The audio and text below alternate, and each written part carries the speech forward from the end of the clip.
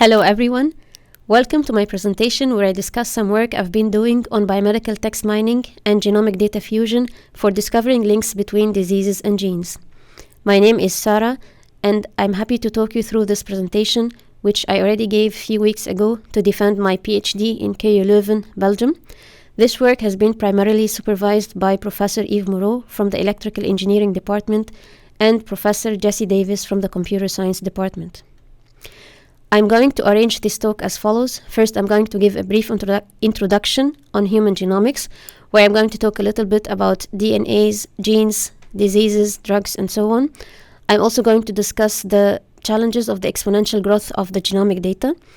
Second, I'm going to discuss my main contribution in this PhD, which is Beagle, which is an online search and discovery engine for finding links and associations between diseases and genes.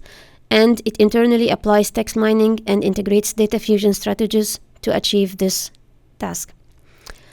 This involved analyzing over 20 million biomedical abstracts and integrating over 70 genomic sources, so this is very huge data. We've also generated 2 benchmarks in-house for realistic validation setups. We've experimented with multiple biomedical text taggers, and we have investigated different statistical measures such as co-occurrence, concept profile similarity, and topic modeling. Let's start with this video that introduces to us the field of human genomics. A few years from now, you may boot up your tablet to find a life-changing report. A report on your own personal genetic code. On the thousands of genes that spell out your body's instructions. Deciphered, your genes will reveal your risks for one disease after another. Those you may get yourself and may pass on to your children. How will it feel to have this information? You may find out sooner than you think. We're entering an era of unprecedented self-knowledge. We are really beginning to understand the living processes that constitute ourselves, where we can begin to intervene to take control of our own future. Genomics offers us the chance to look in the most precise way at what the causes of illness are and how to prevent and treat illnesses with that information. And we have that opportunity now in front of us. This could be your future. A new kind of personalized medicine based on your genetic code. One that predicts risks so you can stop diseases before they appear. If there's a way of stopping them.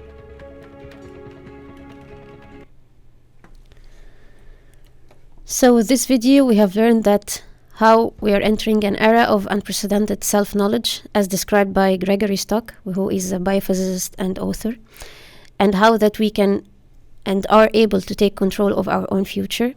We've also heard from Francis Collins how genomics allows us to identify the causes of illnesses and how to prevent and treat them, and that we have this opportunity now in front of us. The human genome is one amazing sequence of 3 billion chemical letters containing over 20,000 coding genes. And one major focus of human genomics is to identify the genomic variation in this sequence that causes a certain phenotype or a disease.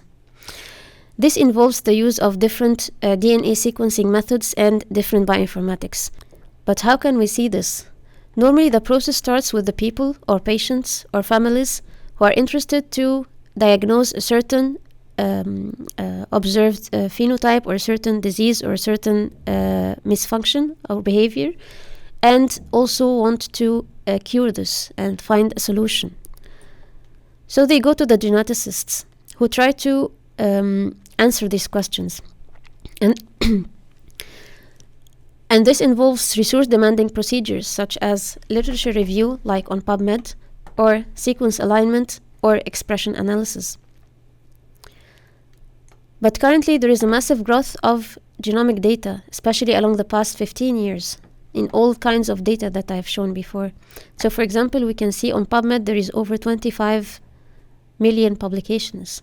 how can a geneticist review such data and provide feedback to the people or the patients? Here comes the role of bioinformatics or bioinformaticians who try to automatically analyze the different data that's available out there and apply different techniques such as data fusion, network analysis, visualization, or text mining to report back answers to the geneticist, who can in turn report back answers to the people who came to them at the first place.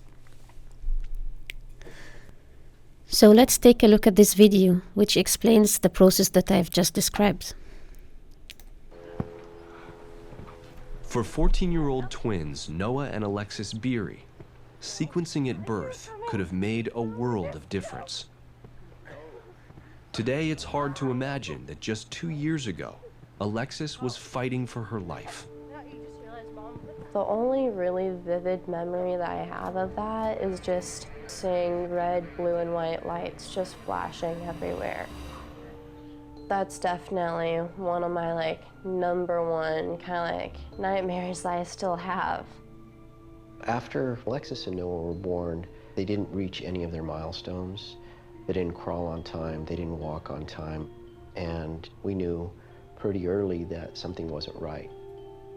The twins were diagnosed with cerebral palsy. Then at age 5, Alexis got worse.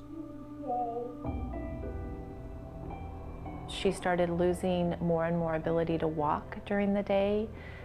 She started losing ability to sit up by 10:30, 11 o'clock in the morning. She could no longer swallow by that time.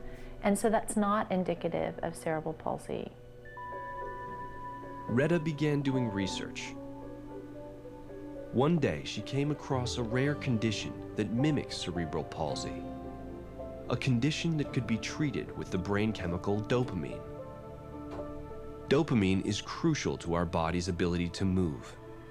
And the morning after Alexis took it, she woke up to a new world. She was walking, she was talking, she was using her arms, she was whistling. Noah also responded. Yet the twins still had health issues, especially Alexis. We actually almost lost her on a couple of occasions. We had paramedics coming into our house trying to get her breathing, and we were back into that world of unknowns. Until that is, Joe turned to his employer, a biotech company, for help getting the twins' genomes sequenced. We discovered through sequencing, but there was a second problem associated with the rare mutation that they had. There's thousands of The mutation was suppressing yet another brain chemical. Another drug solved that problem too. Whole genome sequencing really saved Noah and Alexis's life. Had that happened at birth, we would have 15 years less pain and suffering and probably millions of dollars of cost. So we have learned from this video how that story of these twins and how whole genome sequencing really saved their lives as described by their father. In this work, we focus on text mining and integrate data fusion strategies to discovering links between diseases and genes. But why did we choose this?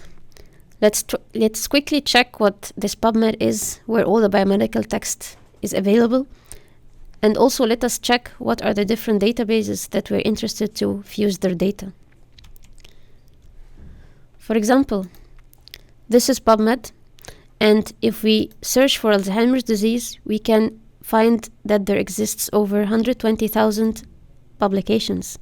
Of course, for a researcher who is interested in this disease, it's a very, very long time to go through all these publications and extract information out of it.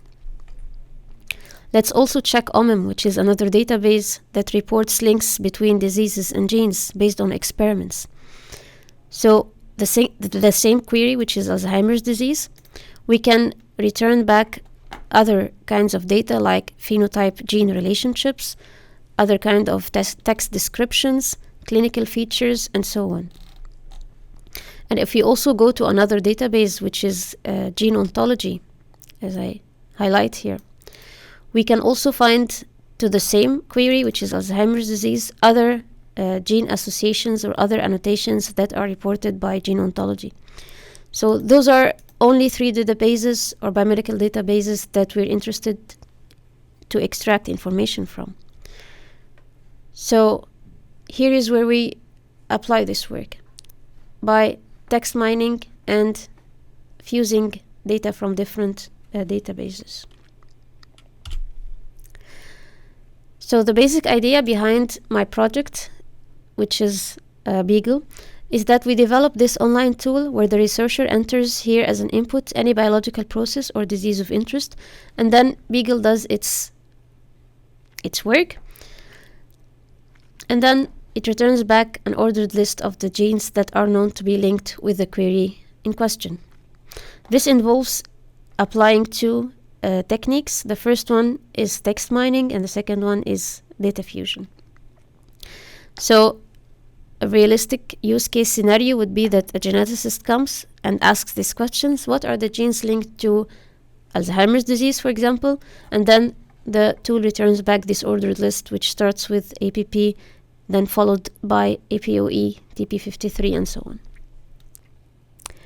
And we also had this idea about Beagle that it should be a Google-like interface, like in terms of the response time and in terms of the easiness of the interface. But how can we rank our genes? Let's start with this analogy about a movie ranker. For example, let's say that you're in a given weekend and you're interested to find out which movies should you watch tonight or this night, based that you're a fan of Leonardo DiCaprio. So one first thing that you can do is try to identify what are the movies that already DiCaprio starred in. And for this, for example, you can go to Google and then you try to read the articles that mention DiCaprio and the films.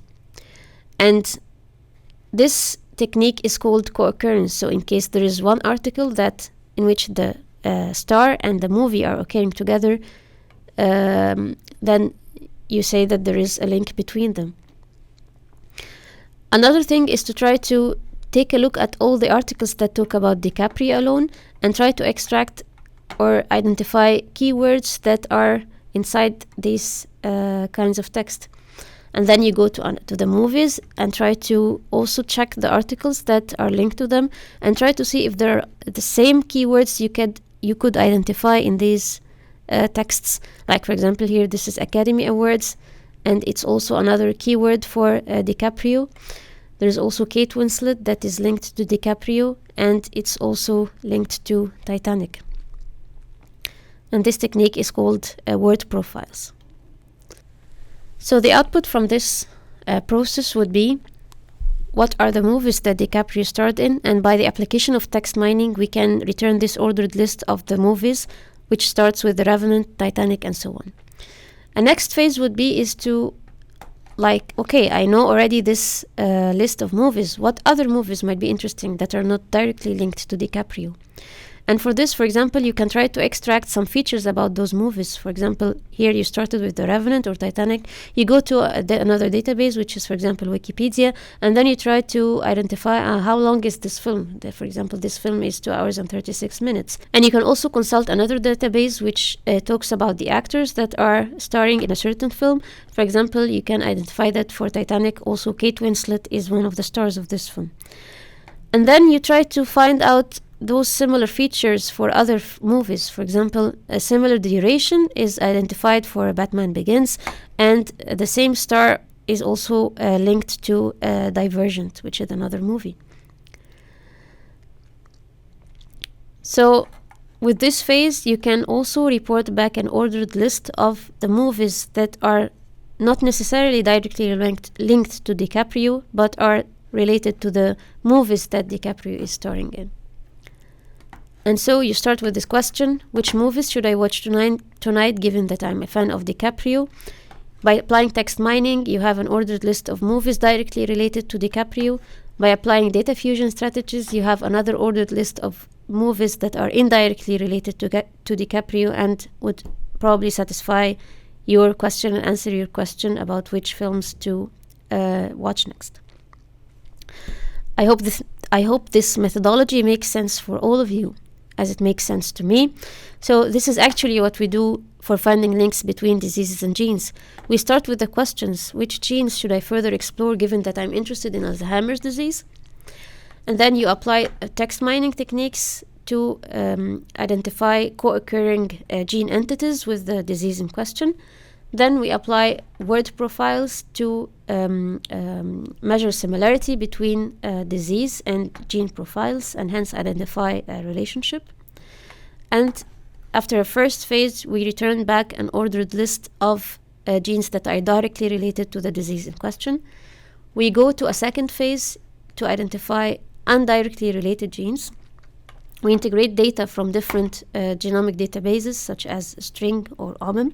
We extract features about the genes that we extracted in the first phase. We find out if other genes are also sharing some features with the genes related to our disease query. And then we return back an ordered list of the genes that are indirectly related to our disease in question. So when the user comes us with these questions, which genes should I further explore given that I'm interested in Alzheimer's disease? By text mining techniques, we return back an ordered list of genes that are already known to be associated with this disease. By applying data fusion techniques, we return back another ordered list of genes that are indirectly related to Alzheimer's disease for further exploration. So what did we do in this PhD? We first developed a web interface of this methodology that I've just explained, and we have published it online under this URL. We also generated 2 validation sets that we extracted from the OMIM database so that we could make sure that this methodology actually returns valid biological data and information. We also studied 2 PubMed taggers, MetaMap and Extract, which could help us identify the biomedical entities inside any given text. And we finally studied the application of topic modeling and how this could help us find actually more accurate links between diseases and genes.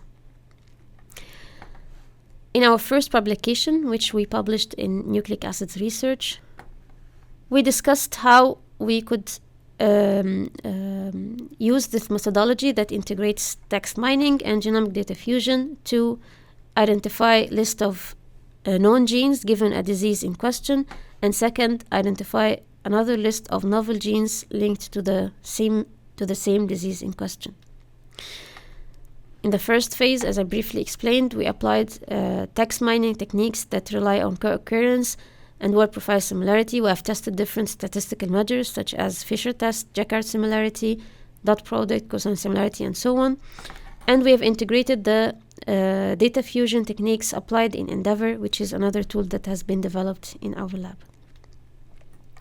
The results were of the web interface were as follows. We start first with the home page where the user here enters the query in question. Then those are the results from the search phase, an ordered list of the genes linked to the disease, and those are snippets of the publications in which the gene and the query occur together, and this is the word profile of this gene, which the user can easily compare to that of the disease. A similar page results from the discovery phase, which is also an ordered list of the novel genes, and we also provide some snippets of any publications that can exist, reporting back a link between the gene and the disease in question. We have validated this methodology based on different validation sets that we either extracted from OMIM or from the literature. The results from the search phase show that Beagle achieves up to 80% recall in the top 100 ranking genes. In the discovery phase, as I show in this plot, we have observed that if we use as an input a training set extracted from OMIM, or we use as an input a training set that is automatically extracted by Beagle, we achieve similar discovery performance. And this we have achieved in prospective fashion, where we use data for training that is up to a certain date, and then we use the test set that has been only reported afterwards. We also compared Beagle to other similar tools such as Mashup, And we have observed that Beagle reduces the error of mashup by 50% in the top 25 ranking genes. We have also observed that in the discovery phase, Beagle increases the true positive rate by 44% in the top 5% ranking genes. In our second publication, we have discussed the application of two PubMed taggers. And we have discussed this in the International Workshop of Bioinformatics and Biomedical Engineering. What we actually discussed there or experimented there was that given this piece of text, this is an abstract from PubMed, how can we identify those as biomedical entities? Like this is a disease name, like this is a gene name, like this is a biological name or biological keyword or concept, and so on. We have used initially in our implementation in Beagle MetaMap, which is a tool that maps this text into all the biomedical concepts that it could extract. Like here we could see that it could extract a disease, which is linked to this part of the text. It could also extract pathogenesis, which is linked to that part of the text, and so on. We have compared these extracted concepts to those extracted by another tagger, which is extract, and we've observed that extract provides a more structured output. So, for example, it could actually identify also Alzheimer's disease in this part of the text, and it could also identify pathogenesis in the same part of the text. So, MetaMap has been developed at NLM. Extract has been developed in a lab in Copenhagen. MetaMap provides annotations or the concepts based on dictionaries from gene ontology, medical subject headings, and so on. Extract uses a similar list of dictionaries. MetaMap is updated yearly, given PubMed, the whole PubMed, and Extract is updated on a monthly basis. We have done some experiments, and we have realized the following. First, using the annotations extracted from by Extract to generate our word profiles, we achieve better disease gene links. We've also observed that if we manually or automatically select the concepts, like discard some irrelevant concepts or focus on more relevant concepts by manual or automatic techniques, we achieve better disease gene links. And finally, we have observed that by the application of the TF-IDF scores to score a gene given a certain disease, we also achieve a better performance. With the TF-IDF scores, what I mean is that, okay, this is a word profile of the disease, and those are all the words that are linked to it. If we only focus, these words, of course, are ordered by TF-IDF scores. If we only focus on the genes inside this profile to score a gene given this disease, we achieve better disease gene links. In our analysis here, we have applied the Bedrock scores, which is an early discovery AUC, by manipulating this alpha parameter. So this was also interesting. In our third publication, which discusses the application of topic modeling on the top of the biomedical text, we have already submitted this work to BIBM, and it's been accepted, so it will be published soon.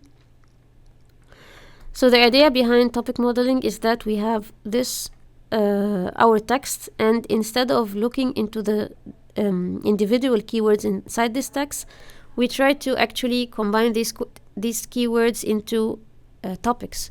So one topic, for example, combines life, evolve organism with a certain probability. Another topic combines brain, neuron, and nerve with another probability distribution, and so on. And we have applied the latent Dirichlet allocation model, which relies on two probability parameters, or prior probability parameters, which are alpha and beta. We have investigated different parameter settings, but this was the best based on our experiments. So we have used 5,000 topics in our analysis. We have used those values for beta and alpha, and we have tried different number of iterations, but 1,000 was the best. So the results from this study showed that indeed the application of topic modeling improves the disease gene linkage. However, we have also observed that this improvement is only limited to the disease words inside our vocabulary. So what we actually did is that we start from our disease and then we try to match it to the words inside our vocabulary, which we have already extracted from the word by genes matrix that we had at the beginning. And we have observed that in case a new disease keyword comes in as a query, the linkage is not as good as the ones that already exist in our vocabulary.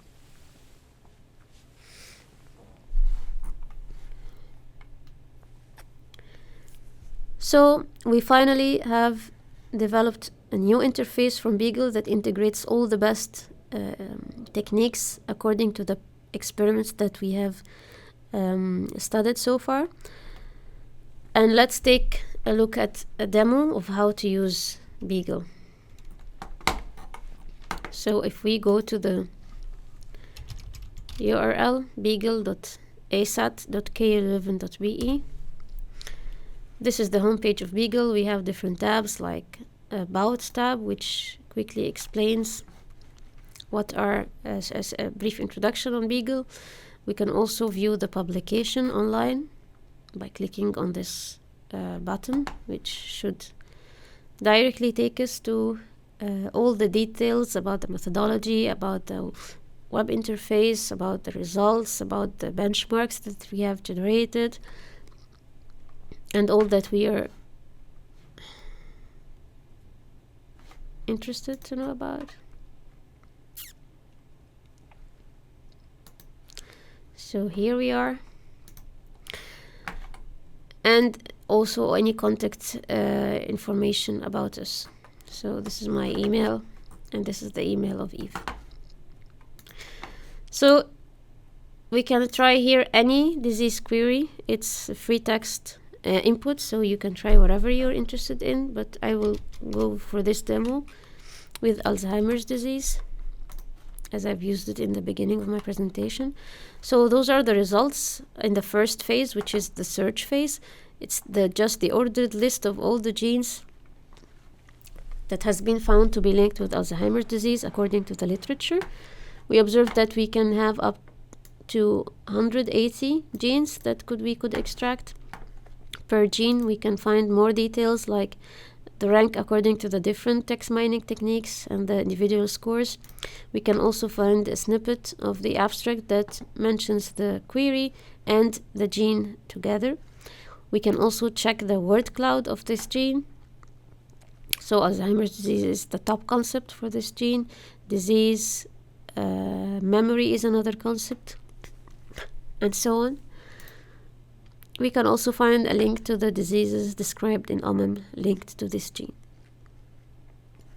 We can do the same for every other gene in our output. And we can compare to the word cloud of Alzheimer's disease. So this is kind of evidence, like why this gene ranked high for this disease query. So that was the first phase, which is the search phase. The second phase is a discovery phase.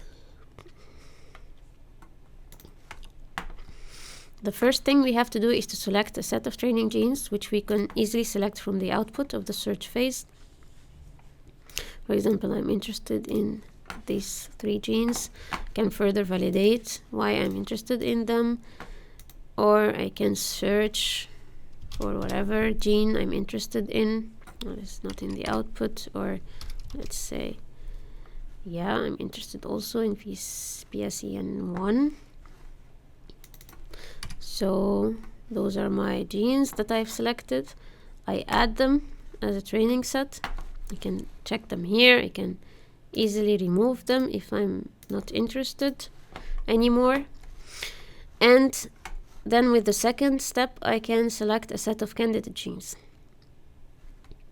So the default is the whole genome. So I would like to prioritize all the other no genes. I can further select a manual set. So let's say that I'm only interested in 20 or 100 genes that I have in mind or that I know might probably be related. So I can also check them here. I don't know, TP53. Yeah, this is the one I'm interested in. Yeah, I'm also interested in, I don't know, if you already know the ensemble ID of this gene, you can also try it here, or the Hugo ID, you could also try it here, and so on. Let's say you're also interested in, ZEC2. Okay, you add those genes, you find them here. And you can easily also update them by removing whatever you're not interested in anymore. And then you press discover. So normally the results here take a while because of the fusing all the data from the different genomic sources. But this also depends on the size of the training set and the size of the candidate set. So for the sake of this demo, I've already developed another training before. And in order to view the results, yeah, those are similar, very similar results. You have now but you have now different details per gene. So like this is the ensemble ID of this gene, this is the p-value, why this gene ranked high, the score according to the different genomic source that we have applied in this run. Can also view the supporting publications. So for example, we can find that there is over 120 publications linking Alzheimer's disease with TGFB1. We can also further check the word cloud or the word profile of this gene. And of course, you can always download these results. So one or few assets from Beagle that is different from all the other tools out there is that it accepts free text queries. This is only available in one other tool, but it applies different techniques. So this is one asset that we are very proud to be available in Beagle. It also provides literature evidence, which is not out there anywhere. I mean, in a direct way or in direct fashion that we apply here. So which is involves or which integrates the supporting publications and the concept profile, which the user can further validate. And we also integrate Endeavor as our data fusion technique, which is also not applied anywhere else. But why should we trust it? Why should we trust Beagle? So we have actually, as I told you, we have released a first version from Beagle. It was already released 2 years ago. And during the past 2 years, we have been observing whether the list of novel genes suggested by Beagle actually get experimentally validated later on. So we started with 20 test diseases, and we have observed that Beagle could actually retrieve 36 relevant gene hypotheses that have been confirmed in the literature, where there is at least one publication reporting back a link between the gene and the disease in question. And this was in the top 20 ranking genes, which is the top 0.1% of the whole genome. So this, of course, saves the or is very interesting in a way that it's right away. So we've seen how Beagle comes on top of the field of human genomics for diagnosing and curing diseases. It's part of computational genomics and gene prioritization, and it applies internally text mining and integrates data fusion strategies. So what's next? What is the future of Beagle? We're interested to upgrade Beagle to support variant prioritization. So currently it only supports or returns back genes or gene symbols. We're interested to return back variants.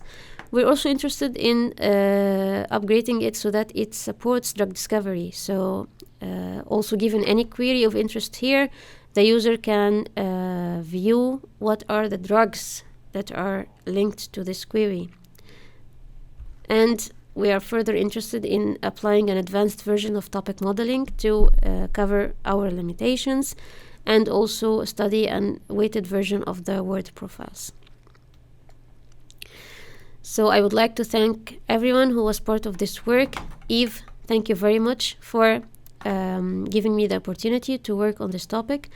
And Jesse, thank you very much for your co-supervision. Eve and Jesse have been really supportive during my work on this PhD. So thank you for your patience and thank you for your support. And finally, I would like to thank you for your attention, and I hope that you found it useful. And I hope that you can further take this work and build up on top of it, and also find Beagle, our main contribution, a useful application, which can help you and guide you through your disease gene discovery experience. Thank you very much for your attention.